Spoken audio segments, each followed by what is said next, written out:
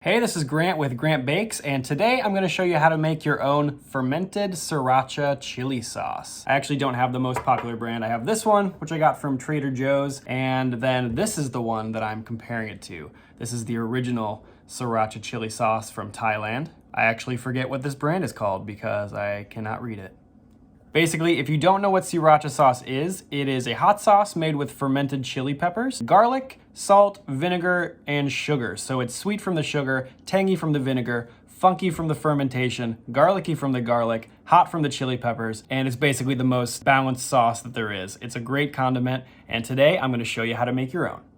To start, you're going to need 1 pound of mildly hot red chili peppers. Jalapeno or Fresno chilies will work. Then you're going to need 7 to 8 cloves of garlic, 8 grams of salt. I'm using a half tablespoon of Morton kosher salt, and then 1 tablespoon of white sugar. That's spicy, tangy, salty, and sweet. You're going to blend all of these ingredients together, but first start by just removing all of the stems from the chili peppers. Then once you've got the stems removed, go ahead and remove some or all of the seeds. The seeds are where most of the heat is, so if you don't like really spicy food, I suggest removing all of the seeds. I decided to just remove half of the seeds, but I kind of regretted it later because I'm kind of a wimp when it comes to spice. But remove all of the seeds or none of the seeds if that's what you want. Then go ahead and toss those into the blender and prepare the rest of the ingredients. The next most important ingredient in regards to flavor is the garlic.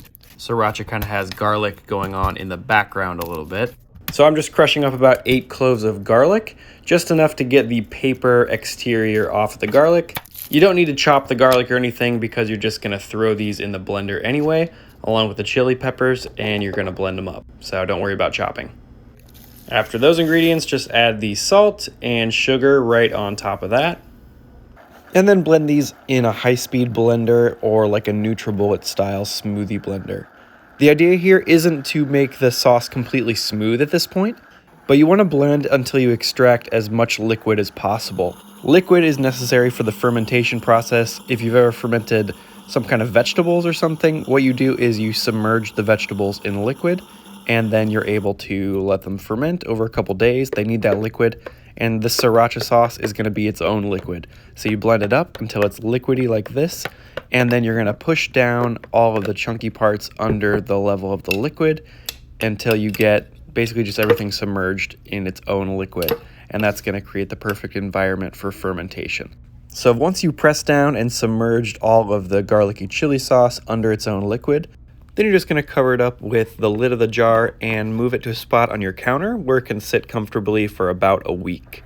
Over the week, it's going to ferment and get bubbly, and you're going to stir it at least every day. And something I like to do on the first day is label it, just so I remember exactly which day I started. This is actually something I usually forget to do that I always regret not doing.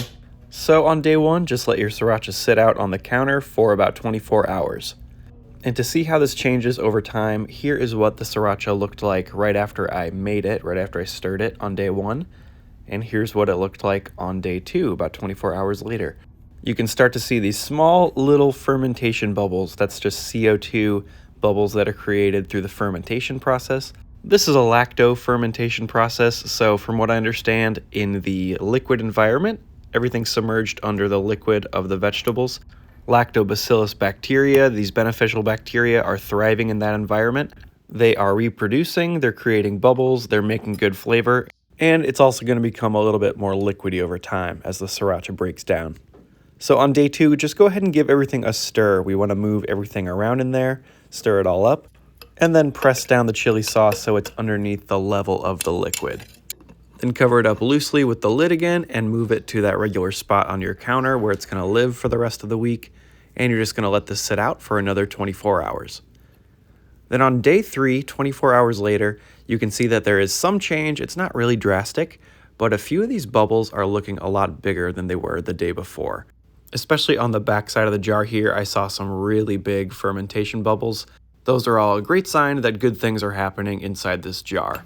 So just go ahead on day 3, give everything a stir again, press it all down underneath the liquid, pop the lid on, and set it on your counter for another 24 hours. Then I wanted to show you this. This is 12 hours later. It's not even a full 24 hours. and I'm seeing massive bubbles. The Sriracha is pretty much rising in the jar just like a sourdough starter would. The fermentation seems to be pretty active and pretty powerful on day 3. So I'm just going to let this go until the next day. Then on day 4, quite a bit has changed for me. Whereas yesterday I saw a lot of bubbles, today I'm seeing those same bubbles, but the bottom of the jar is showing a level of liquid. The Sriracha has really kind of broken down. It's become really liquidy, and I'm seeing bubbles rise up out of that liquid. So pretty much expect that on day 3, 4, or 5, your Sriracha will become a lot more liquidy, and that's exactly what you should be seeing at this point. So just like every day, give your jar of Sriracha a stir with a spoon.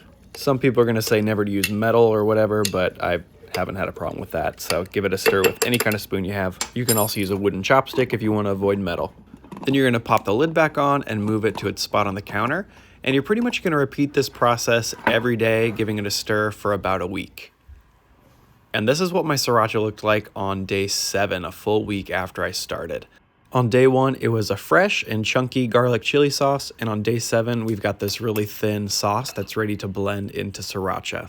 Now, you definitely could just enjoy this as is right now. This was just like a fermented chunky chili sauce. You could have that with seafood, eggs, or vegetables, and it would be great.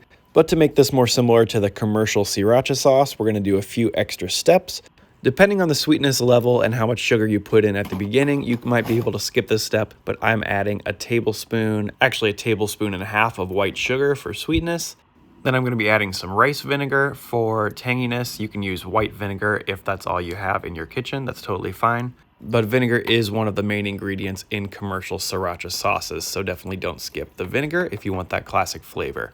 And I'm going with 3 tablespoons of total vinegar for this amount of Sriracha sauce. Then you're just going to transfer all of that into your blender and blend until everything is nice and smooth. Now you won't be able to get this quite as smooth as a commercial Sriracha sauce that you get in a bottle, but there is a trick you can use, or a technique I should say, to get the sauce even smoother after you're done blending, and I will let you know that technique in just a minute. And this is what the finished Sriracha sauce looks like coming out of the blender. It is a little chunky, not completely smooth. If you want a completely smooth and velvety sauce, you would just want to run this through a fine mesh strainer. But if you don't strain it, you get a lot more Sriracha sauce, so that's what I'm going for, and this is good enough for me for a homemade condiment. I'm just going to transfer this into a small glass jar, and then once it's in a covered jar, you can store your Sriracha in your fridge pretty much indefinitely and use it whenever you want. And here's what my final Sriracha looks like compared to the commercial version on the left. And while mine is chunkier, I gotta say, it has a lot brighter red color than the commercial version, and I'm pretty proud of that. Traditionally, Sriracha is eaten with seafood. It was made as a seafood condiment, but in the US, people put it on eggs, meat, vegetables, a lot of different things. The sweet, salty, tangy, spicy, and kind of funky flavor of Sriracha really makes it good with anything. I'm enjoying this bite of Sriracha on some sourdough toast with some homemade scrambled eggs, and I gotta admit, it's awesome. I make a lot of sourdough bread on this channel, but it's been good to dive into some other fermented foods lately. If you want to see the other fermented foods I've made, I'll show you how to make them in my fermented foods playlist. You can find a link to that playlist down in the video description. I'll see you in the next video. I'm giving away a copy of this book, The Art of Fermentation, which taught me a bunch about how to make Sriracha and sauerkraut and just a bunch of other fermented foods. I would love to give away a copy to one of you guys. So all you have to do to enter this contest is comment on one of my videos from the month of February 2022. You'll be automatically entered into the contest, and I'll send a copy of this book to whoever wins the contest. Stay tuned for more videos this month.